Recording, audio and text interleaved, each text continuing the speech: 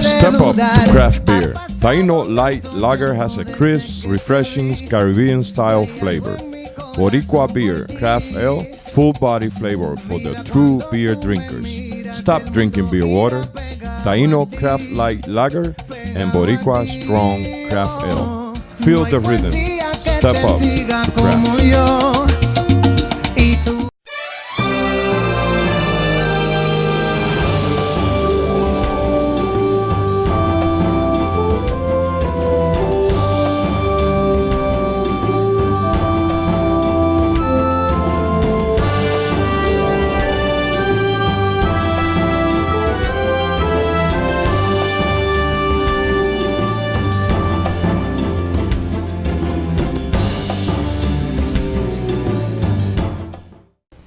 Hi, I'm Danny Ramos, and welcome to this week's edition of Hispanic Speak Out TV. We've been on the air 15 years here in Central Florida, bringing you community news where you can, it's the kind of news you can't find anywhere else. Conversations, candid, sin pelo en la lengua. And I'm here with Sandra Rivera. She's an attorney here, who's co-host the show.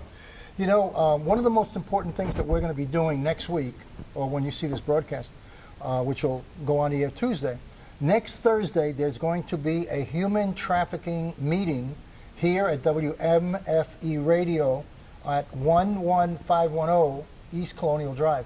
There's going to be 7 panelists, including victims who have been the victim of human trafficking in Central Florida.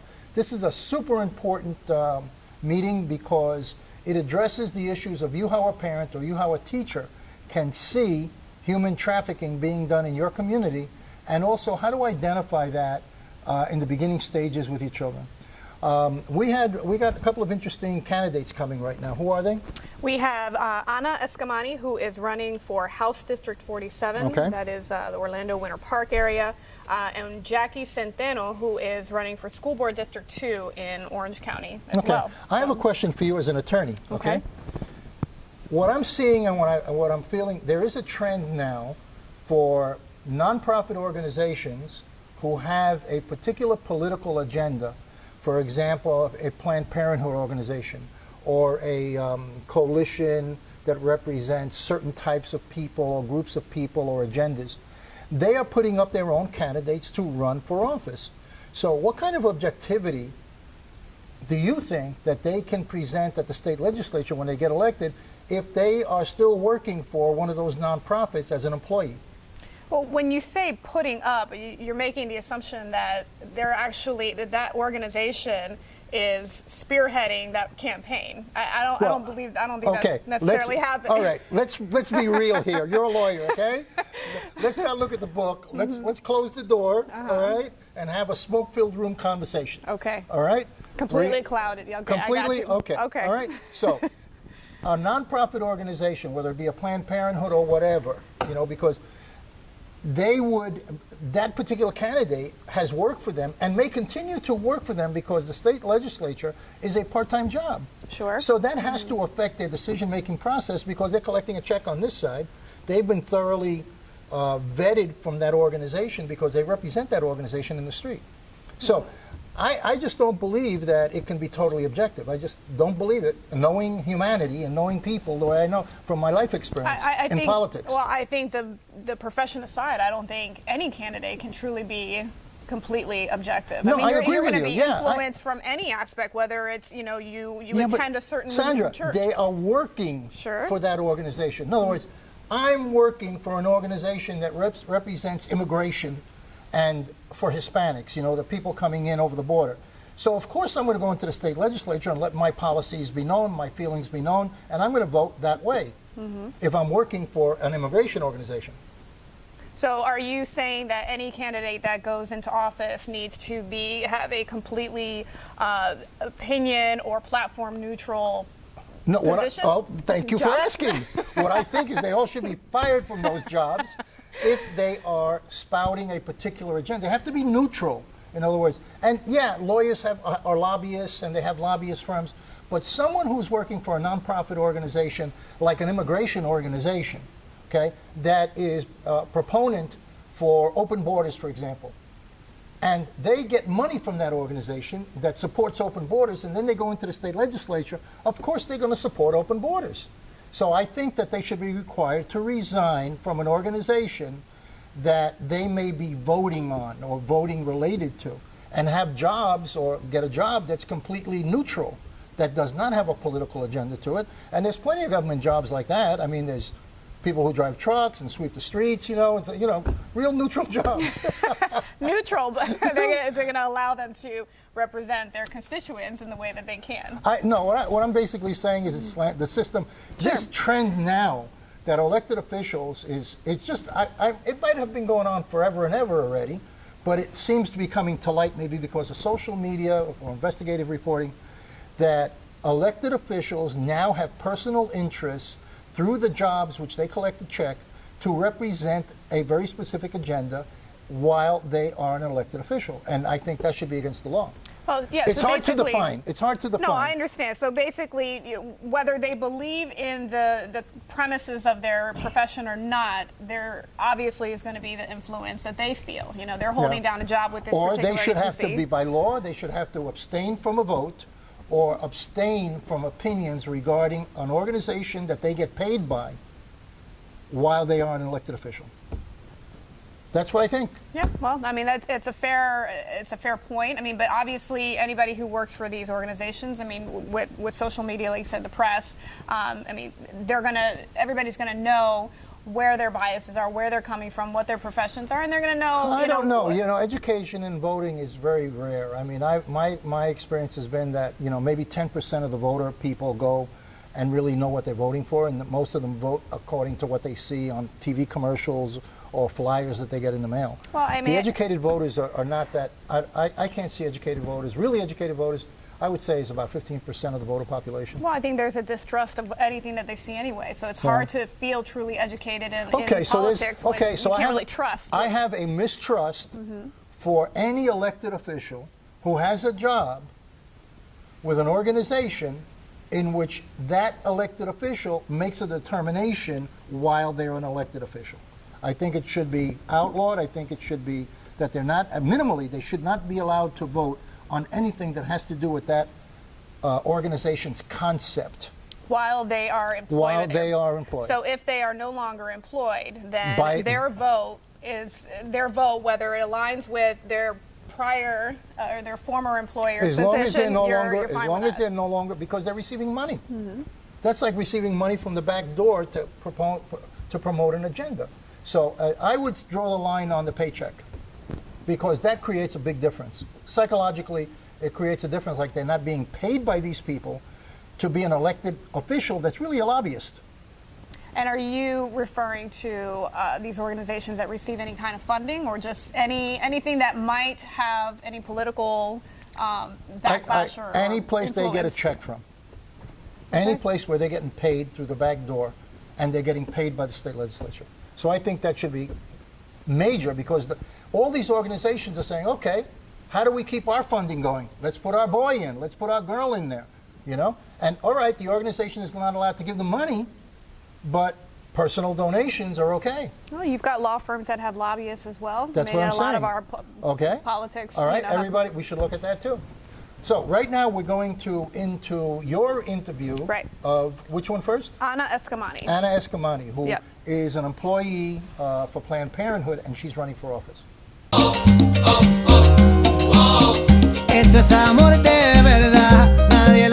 Step up to craft beer. Taino Light Lager has a crisp, refreshing Caribbean-style flavor. Boricua Beer Craft Ale, full-body flavor for the true beer drinkers. Stop drinking beer water. Taino Craft Light Lager and Boricua Strong Craft Ale. Feel the rhythm. Step up to craft. Good evening and welcome back to another episode of Hispanic Speak Out TV. I'm your host, Sandra Rivera, and it is election season. So this evening you are going to be hearing from a couple candidates who are running for office in Central Florida. And tonight our first guest is Ana Escamani, who is running for House District 47. Welcome to the show. Thank you so much. Thank you for being here. Can you, for the listeners or for the viewers out there, can you tell us where exactly is House District 47? I'd love to. So House District 47 is the heart of Central Florida. It's stretches from Cimarron to I-4, and the major cities are Orlando, Winter Park, and Belle Isle. Okay, so that's a big area, a big part of Central Florida. It is. And pretty much a melting pot as well. Absolutely. Okay, give us a little bit about your background. I mean, I know that you're an adjunct professor. You're currently working in a position for Planned Parenthood. I am, yes. Which is, I'm sure, a hot topic for anybody who talks to you. It can be, yeah. Okay. Well, you know, and Planned Parenthood is trusted across the country. I mean, we're one of the nation's leading provider of reproductive health, education, advocacy. And for me, my Planned Parenthood story started as a patient because I grew up right here in Orlando to a working class family as a daughter of immigrants. And my mother actually passed away when I was 13 years old. Okay. And so losing her at a young age put me in a place where I made an intentional decision to honor her life through action.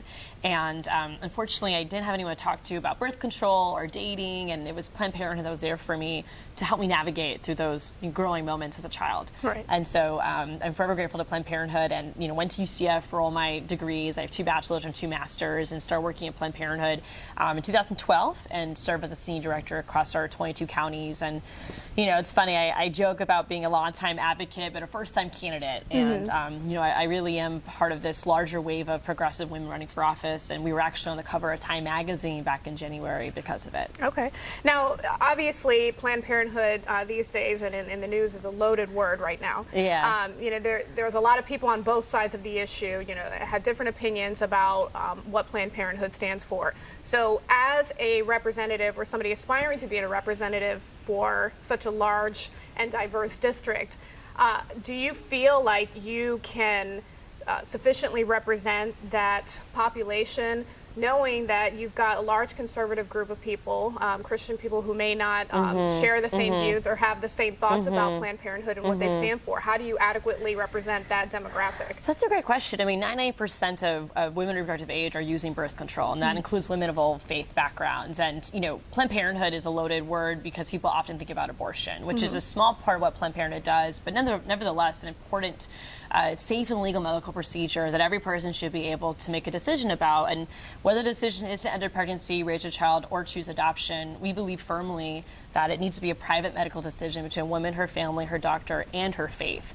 And many women do turn to their God as a source of direction when making decisions about reproductive health. So I actually think it's space for a conversation around judgment and shame that many women face when making this decision. In fact, 1 in 4 women have had an abortion in this country. And when we're knocking on doors and talking to constituents, we're not knocking on doors specifically to this one issue. I mean, we're knocking on doors to talk about public education, transportation, affordable housing, the economy, the environment, every issue under the sun District 47 cares about. But if abortion does come up, I'm ready to have an intentional and empathetic conversation about this controversial subject in an effort to find common ground. Because the reality is that we want to see less abortion in this country, and the rate is declining. And that's in large part to the work of Planned Parenthood, ensuring that every person has access to sex ed and contraception. So Planned Parenthood is where you're employed right now, and I'm sure a lot of people are wondering, especially as they get ready to decide who they're going to mark that ballot for.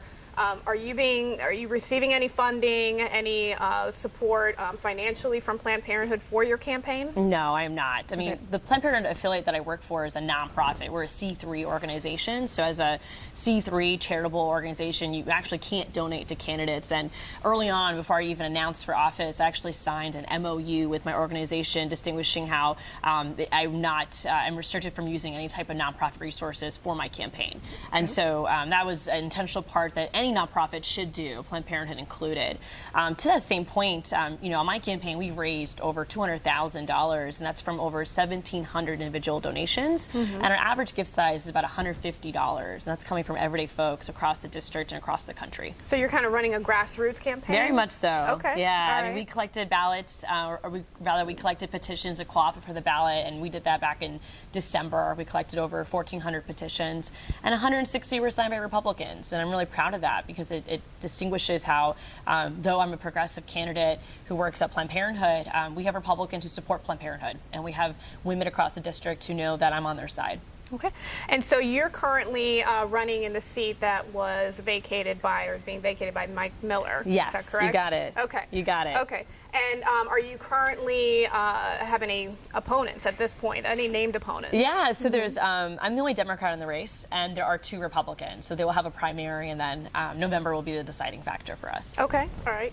Now, I know that you're not just all about Planned Parenthood. I know that's your profession. So yeah. What are some of the other issues that your district, that are maybe unique to your district, that you intend on focusing on during your campaign? It's a great question. So, I mean, I know before the show started, we were talking about public education. And so I went to Orange County Public Schools K through 12, and I even did theater when I was at University High School, technical theater.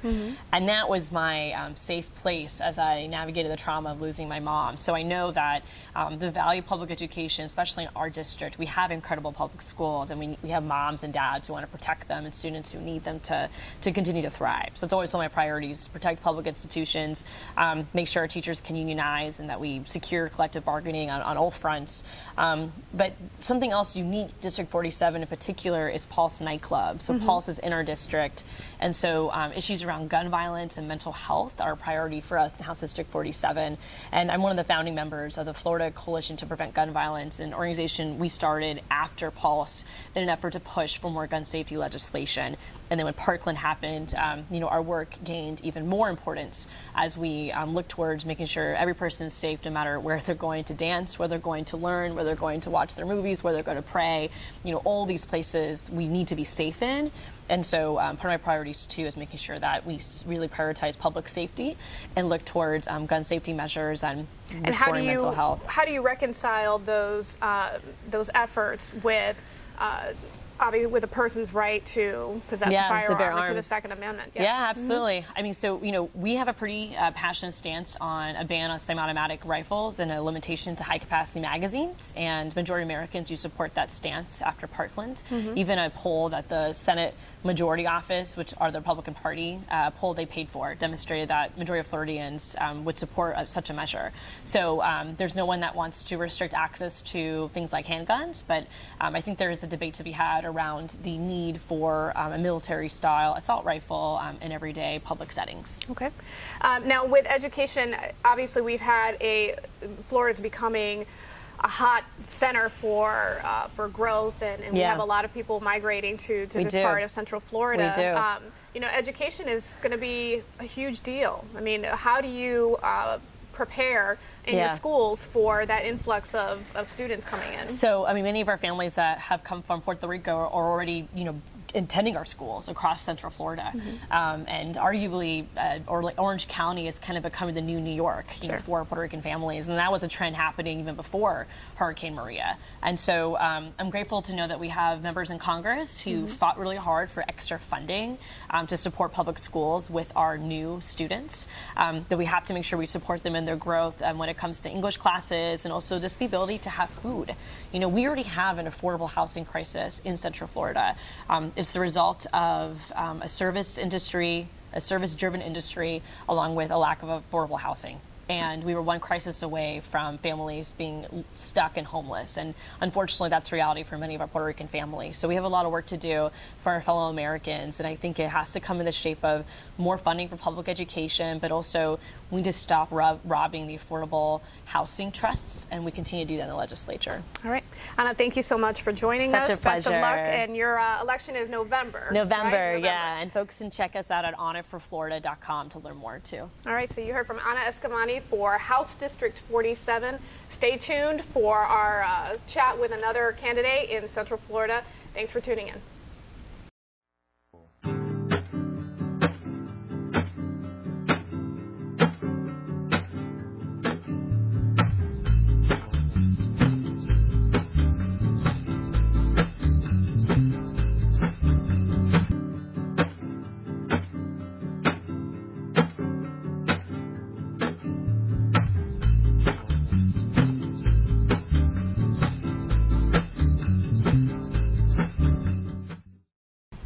Good evening and welcome back to another segment of Hispanic Speak Out on Spectrum TV. Again, I am your host, Sandra Rivera. And as we said before, it is election season, so you have an opportunity to hear from some of your local candidates. And today we are speaking with Jackie Centeno, who is currently running for School Board District 2. Is that correct? Yes, that's correct. All right. Hi. And hi. Is that the East Orlando area? That's East Orlando. It actually covers like Nona, Lee Vista area, Valencia College Lane, going east. Everything that's Curry Ford going east. Okay. Avalon, Andover Cay, Avalon Park, Waterford Lake. So it's a pretty wide area. Okay. Well, thank you for joining us Thank today you. and Thank you giving for the our invite. viewers an opportunity to hear a little bit about your platforms. Now, you have a background in education, about 20 Yes. years. Is that correct? Yes. Okay. So you are running for this position, and you're obviously more than qualified to speak about the condition or the state of education in the state of Florida. Yes. So tell me a little bit about your platform. I mean, in your area that you're running for, you're going to have, or if not already, you have a big influx of students who have come from Puerto Rico primarily because of the hurricane. So how is your district, or how do you intend to make your district respond to that in the most efficient and positive way to deal with those students who may not even know English, who have limited resources, who may have housing problems, parents who can't find work? How do you intend to deal with that? Well, right now, our district, I work for Osceola County School Board, although I'm running for Orange County and I live in Orange County. And at our district, and even on Orange County, what we've done is partner with making sure that our social workers for our schools have good connections with community services agencies to help those families, especially those families that are staying in hotels, because we have a lot of them. They're called families in transition, because you're staying with families, with friends. Some are in the street, unfortunately, in their cars, and at hotels.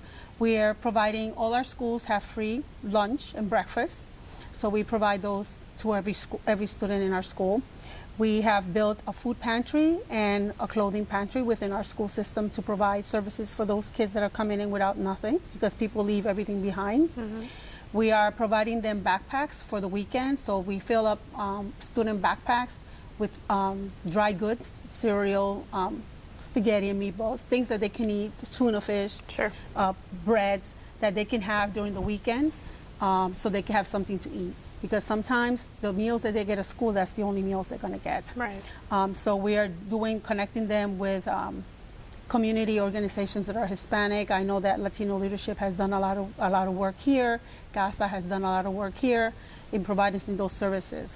In terms of housing, that is a big concern for us because there's so limited housing right now. We have such a big deficit with that and FEMA is almost ending their cutoff point of helping people stay in hotels. So it's like, what's going to happen to those kids right now? What's going to happen to that family if they have no place to go? Right. That's a huge concern to us. So we're trying to connect as many services as possible for them currently. Now, we're focusing on the students, which obviously is a priority, but we also have the other side of it, the teachers. And, you know, we've heard a lot in the news about teachers striking in different parts of the country for lack of resources, the condition of some of the certain schools. What are you doing to address the concerns of the teachers in your district? Well, right now, teachers are in our district, in most of Florida, are underpaid, overworked, and underappreciated.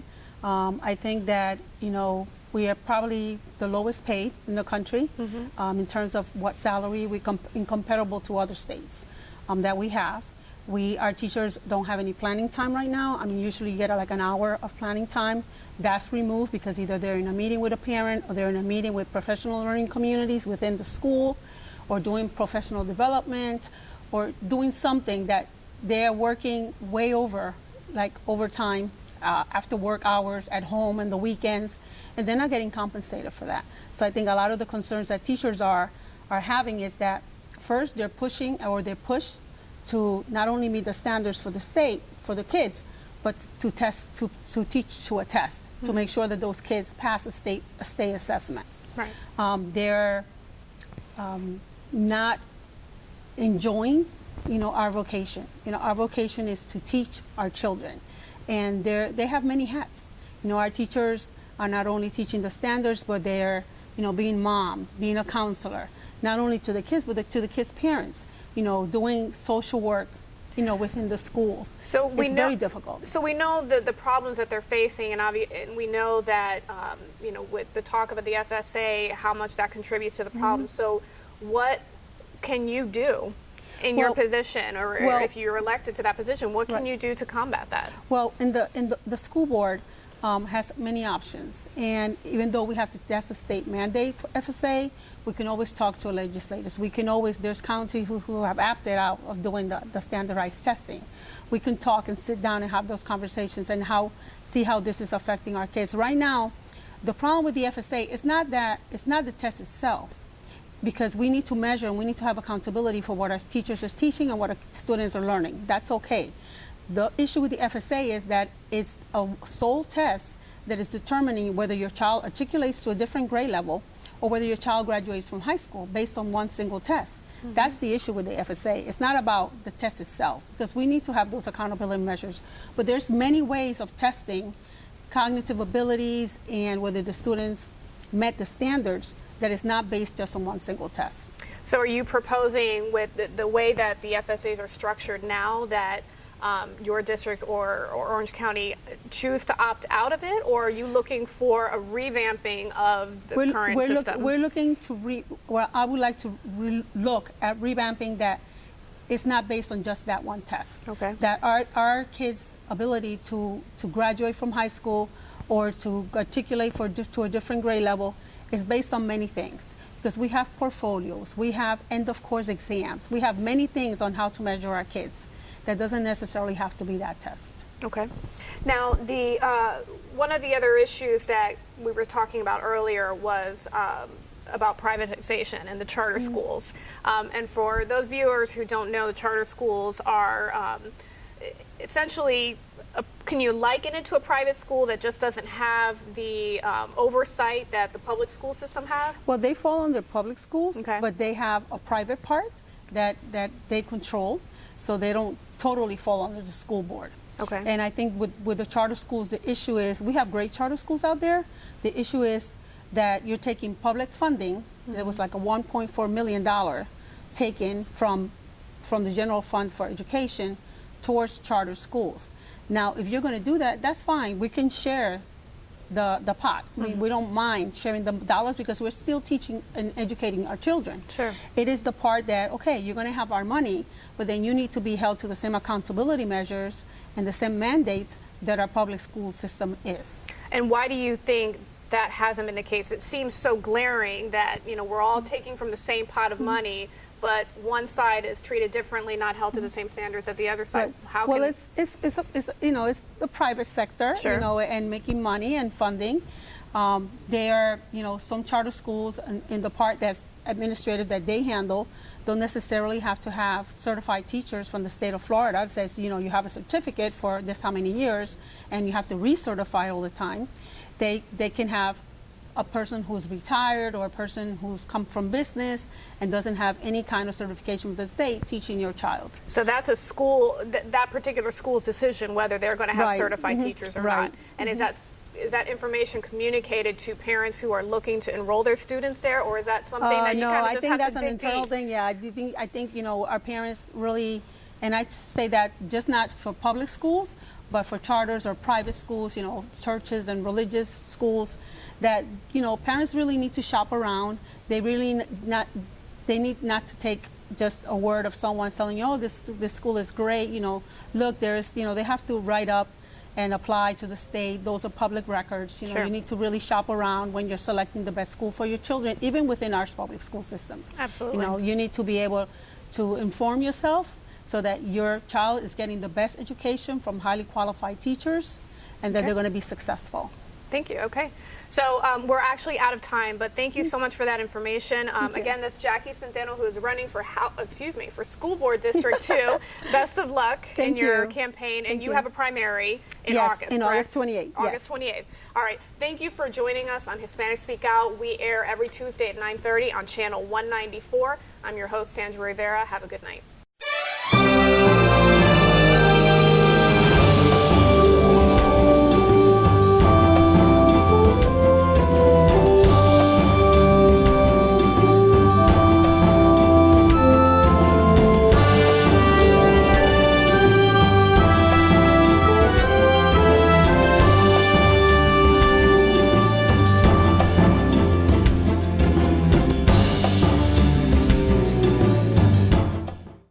She is the child I am for. I am a volunteer child advocate. I am you. Florida residents call toll-free 866-341-1425.